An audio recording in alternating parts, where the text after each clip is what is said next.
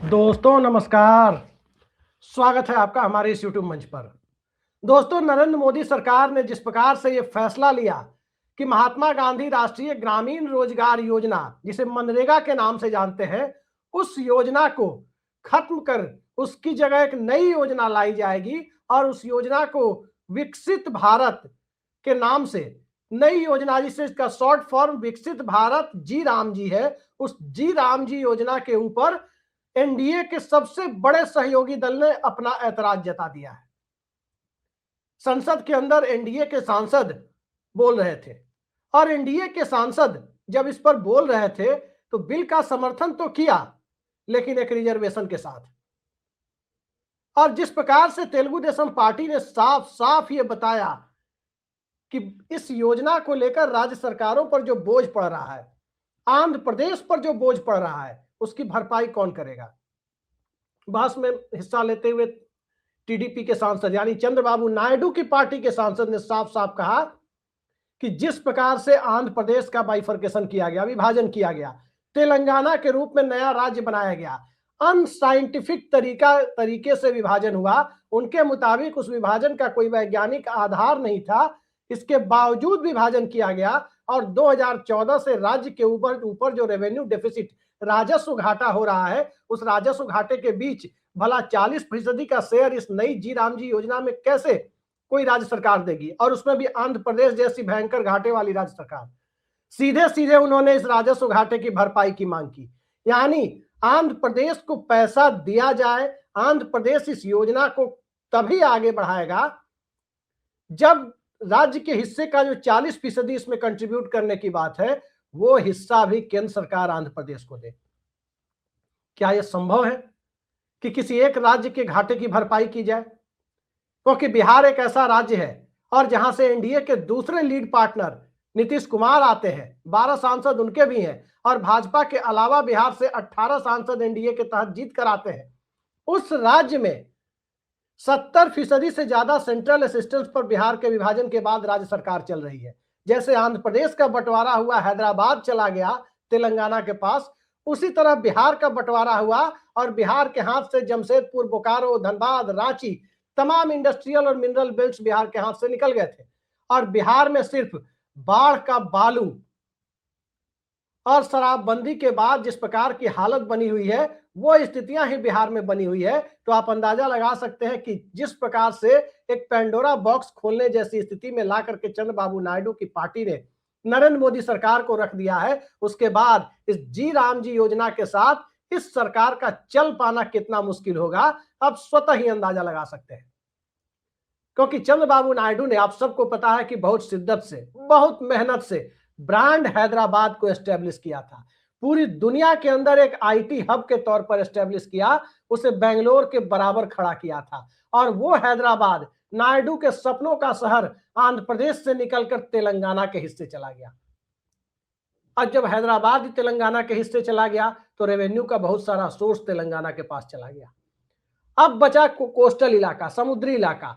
समुद्री इलाका से जो मछली और झींगा का व्यापार स्थानीय किसान करते थे, एक्वेटिक फार्मर जिन्हें कहते हैं, उनके ऊपर ट्रंप टैरिफ की मार पड़ने लगी। क्योंकि जिस प्रकार से बाहरी उत्पादों पर, निर्यात वाले उत्पादों के ऊपर डोनाल्ड ट्रंप की अमेरिकी सरकार ने टैरिफ लगाने शुरू किए, खासकर भारत जैसे देशों से आने वाले निर्यात के ऊपर जो टैरिफ लगाने शुरू किए, उन टैरिफ के ऊपर सबसे ज्यादा मार किसी राज्य को पड़ी तो आंध्र प्रदेश है और वहां के किसान है। उस मार से वैसे ही आंध्र प्रदेश परेशान है। अब ऊपर से मनरेगा, जिसमें 90% केंद्र सरकार देती थी और केवल 10% राज्य सरकार देती थी, 100 दिनों तक रोजगार गारंटी की बात थी, अब उसके बदले 125 दिनों वाली योजना मोदी सरकार लेके आ गई। मनरेगा को जी राम जी योजना से रिप्लेस कर दिया। और जब मनरेगा को जी राम जी से रिप्लेस किया गया, उस वक्त जो 100 की जगह 125 दिन बनाए गए, उसमें राज्यों का हिस्सा 10% से बढ़ाकर 40% कर दिया गया। मोटे तौर पर कहें कि अगर किसी मजदूर को 200 रुपए मिलेंगे तो उस 200 रुपए का 40% यानी 80 रुपया राज्य सरकार देगी। अब एक मजदूर को, किसी की मजदूरी में अगर 400 रुपए दैनिक मजदूरी तय की जाती है, उस 400 रुपए में 160 रुपए राज्य सरकार के होंगे, वो पैसा चंद्रबाबू नायडू कहां से लाएंगे? ये सवाल बहुत बड़ा सवाल है। और जिस प्रकार बड़ी हील हुज्जत के बाद एनडीए के पार्टनर मनरेगा को रिप्लेस करने वाली योजना को समर्थन देने के लिए तैयार हुए हैं और राज्य सरकारों की वित्तीय हालत जो पहले से पतली है वो और पतली होती जा रही है, तो आप अंदाजा लगा सकते हैं कि क्या नरेंद्र मोदी सरकार इस देश पर बोझ बन गई है, या नरेंद्र मोदी सरकार राज्य सरकारों के साथ साथ अपने अलायंस पार्टनर वाली सरकारों के ऊपर भी बोझ बढ़ाती जा रही है। क्योंकि जिस प्रकार से संसद में तेलुगु देशम पार्टी ने खुलकर कहा, उसका साफ साफ मतलब यही निकलता है कि ये जी राम जी योजना नरेंद्र मोदी का प्लान, नरेंद्र मोदी की योजना राज्य सरकारों के ऊपर बोझ बनने जा रही है। ये चंद्रबाबू नायडू की पार्टी कह रही है। और जब बात चंद्रबाबू नायडू की पार्टी कह रही है तो आप अंदाजा लगा सकते हैं कि मामला कितना गंभीर है। चंद्रबाबू नायडू की पार्टी आमतौर पर बहुत मामलों पर बोलती नहीं है, और ये आज से नहीं, यूनाइटेड फ्रंट के कन्वीनर जब चंद्रबाबू नायडू हुआ करते थे उस वक्त से चंद्रबाबू नायडू का यही रुख है। चाहे देवेगौड़ा और गुजराल प्रधानमंत्री रहे हो, संयोजक की भूमिका में चंद्रबाबू नायडू रहे। उसके बाद जब अटल बिहारी वाजपेयी की सरकार बनी तो उस सरकार को बनाने में और उसके बदले में लोकसभा अध्यक्ष का पद हासिल करने वाली पार्टी चंद्रबाबू नायडू और उनकी टीडीपी रही।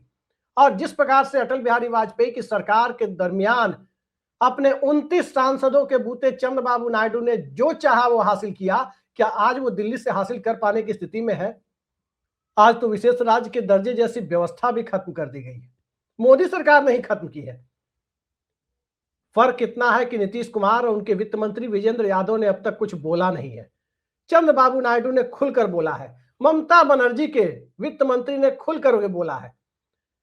तो इस बात का अंदाजा लगाया जा सकता है कि क्या चंद्रबाबू नायडू इस सरकार के लिए पानी सर से ऊपर जाने का इंतजार कर रहे हैं कि वो नौबत आए तब जाकर वो इस सरकार को डिच करने की परिस्थिति में पहुंचे। जिस राज्य सरकार की हालत ये हो कि इस देश में सबसे ज्यादा घाटे में चलने वाली सरकार हो, क्योंकि वही अर्थव्यवस्था जगन मोहन रेड्डी ने चंद्रबाबू नायडू को सौंपी थी। और उसमें जगन मोहन रेड्डी की सरकार का योगदान जितना भी रहा हो, कहीं ज्यादा बड़ा योगदान आंध्र प्रदेश के उस विभाजन का था। और बिल्कुल सही बात टीडीपी के सांसदगण संसद के अंदर कह रहे थे कि उस विभाजन से आंध्र प्रदेश को एक अपूरणीय क्षति जैसा नुकसान हुआ, बिल्कुल उसी तरह का जिस तरह से बिहार के अवैज्ञानिक विभाजन ने बिहार को मजदूर सप्लाई वाले स्टेट में तब्दील करने में अपनी बड़ी भूमिका निभाई। तमाम इंडस्ट्रियल बेल्ट को बिहार से बाहर कर झारखंड बना दिया गया। आज की तारीख में यदि कहा जाए तो झारखंड बनने के बाद झारखंड को कुछ मिला या नहीं मिला वो वहां के स्थानीय लोग ही बता सकते हैं, क्योंकि झारखंड आज भी एक बेहद पिछड़ा हुआ और गरीब प्रदेश बना हुआ है। हाँ, चंद्रबाबू नायडू के योगदान के बूते, चंद्रबाबू नायडू द्वारा स्थापित किए गए ब्रांड हैदराबाद के बूते ये स्थिति जरूर बनी कि एक हैदराबाद और उससे प्राप्त राजस्व पूरे तेलंगाना की अर्थव्यवस्था को बहुत मजबूती से चला रहा है। आंध्र प्रदेश के पास कोई हैदराबाद नहीं है। चंद्रबाबू नायडू अमरावती बनाने में लगे हुए हैं, लेकिन जिस वक्त चंद्रबाबू नायडू अमरावती बनाने में लगे हुए हैं उस वक्त नरेंद्र मोदी की सरकार अहमदाबाद को मुंबई से भी बड़ा आर्थिक हब बनाने में लगी हुई है। तो अब नरेंद्र मोदी अहमदाबाद को बनाए, चंद्रबाबू नायडू अमरावती को बनाए और इन सब के बीच सरकार भी चलाए। तो सरकार चलाने के लिए अहमदाबाद का मोह नरेंद्र मोदी को छोड़ना पड़ सकता है, क्योंकि सरकार चलाने के लिए जो जरूरी ऑक्सीजन है वो तो अमरावती और पटना से आ रहा है।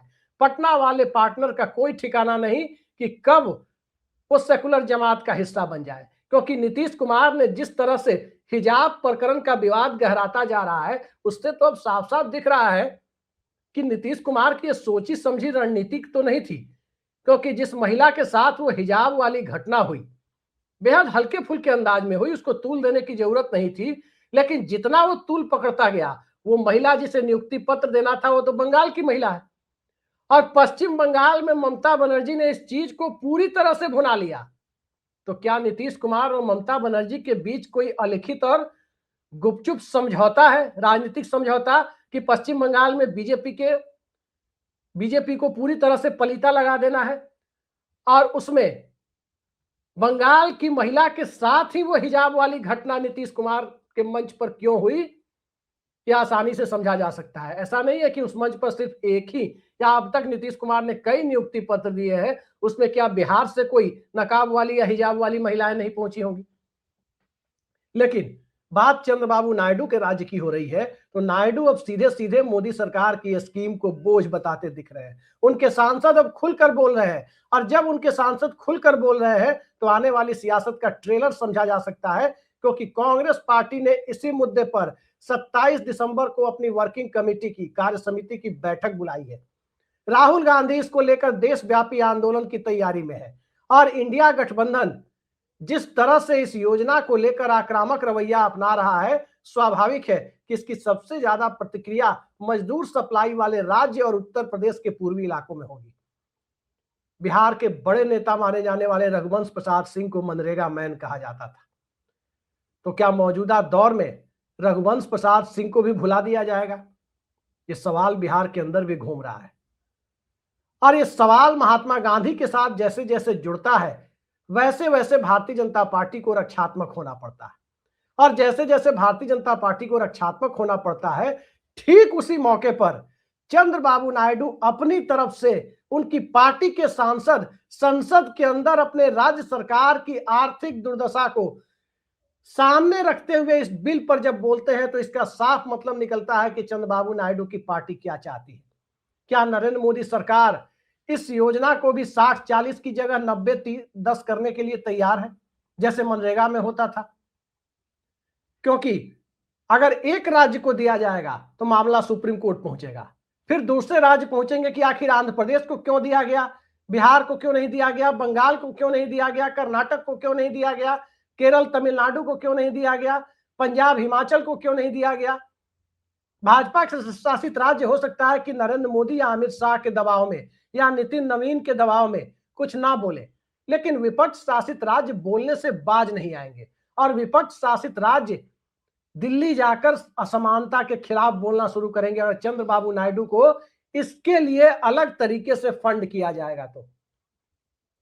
तो इस तरह की परिस्थिति में यही कहा जा सकता है कि नरेंद्र मोदी सरकार एक गंभीर विपत्ति में फंसती जा रही है, और महात्मा गांधी का नाम हटाकर ये जी राम जी वाली जो योजना लाई जा रही है, ये जी राम जी वाली योजना कहीं जय राम जी की न करा दे इस सरकार की, ये भी आने वाले वक्त में देखने को मिल सकता है। क्योंकि अभी शीतकालीन सत्र संसद का चल रहा है, विंटर सेशन चल रहा है, कल तक चलेगा। आगे बजट सत्र भी शुरू होना है, जनवरी बीतते बीतते बजट सत्र शुरू हो जाना है, और बजट सेशन के दरमियान कई सारी ऐसी परतें खुलेंगी। कल एप्स्टीन फाइल के भी सामने आने की बात है, और एप्स्टीन फाइल सामने आने के बाद क्या भारत को शर्मसार करने वाली कुछ तस्वीरें भी वहां से निकलेंगी, ये भी देखने वाली बात है।